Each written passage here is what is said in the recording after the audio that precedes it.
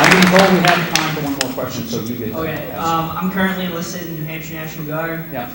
And with the way the rotation works out for deployment, we're looking at getting deployed in 2009 to go to either Afghanistan or Iraq. My first question is, how will that be affected if you become president? My second question is if the whole brigade goes, who's here for a state emergency in case something happens? Well, you're touching something that's close to my heart because I was a governor, which meant I was the commander-in-chief of our National Guard, and of the 10,500 troops we had in our state, 9,500 of them ended up deployed to either Iraq or Afghanistan. And I went and visited them, by the way. I've been to Iraq, I've been to Afghanistan, to Pakistan, to Kuwait, seen our soldiers. There are a couple of things that I observed. First of all, nobody will ever again say the National Guard is the B team, because what the National Guard proved, they were the A team, and I'll explain why. It's a different kind of war. It's a different kind of setting in that it's more urban. It's not a classic military conflict where you're fighting a nation state and there are clear rules of engagement.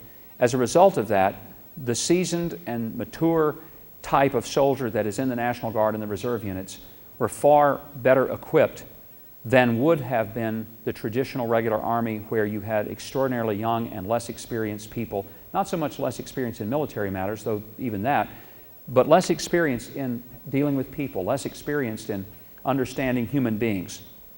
So that's one thing. But the downside has been that we have over-deployed and overextended the stays of our Guard and reserves. Not just the Guard, but the reserves as well.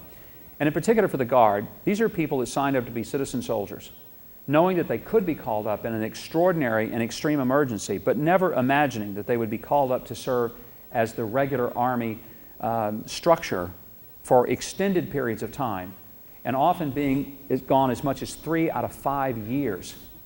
The difference is if a person signs up to be in the regular Army, he or she knows, I'm a full-time soldier, this is my job. And when they leave their communities for their full-time job of being a soldier with an occasional visit back home. If you're in the Guard, if you're in the reserves, you have a full-time job. You're a teacher, you're an ambulance driver, you're a policeman, you're a nurse. You have a full-time job. Your service is an extension, but it's not the primary thing. When we take thousands of people from Guard and reserve posts and put them in full-time deployment, you're upsetting the employment field, the workforce, because you have people that now are creating holes and vacuums in those places where they had full-time jobs. You're disrupting families that were not military families. They were families who, you know, the guys taught Sunday school and they coached Little League and they did now those people are deployed and they're gone. So the impact is very different. If I were president, first of all, I'd make sure that we enhance the level of troops that we had in the regular Army, and understand that if we go into extended military operations, we need to very sparingly use Guard and reserve units and leave them for their primary mission, which is stateside, and to backfill in those extraordinary emergencies. We have to wean ourselves away from the idea of these extended deployments, because it really is straining the capacity of our workforce, our military, communities, and families. And the long-term effect is not a good one. So let me conclude by saying to you personally, I'm grateful for your willingness to serve.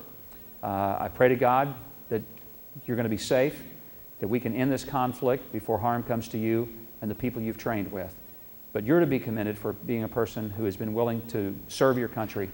And I appreciate that very much. And I hope that your being in the Guard does not mean you're going to be in some extended tour halfway around the world when New Hampshire may need you here to deal with a flood or some other type of emergency. And thank you for what you're doing. Thank you. And because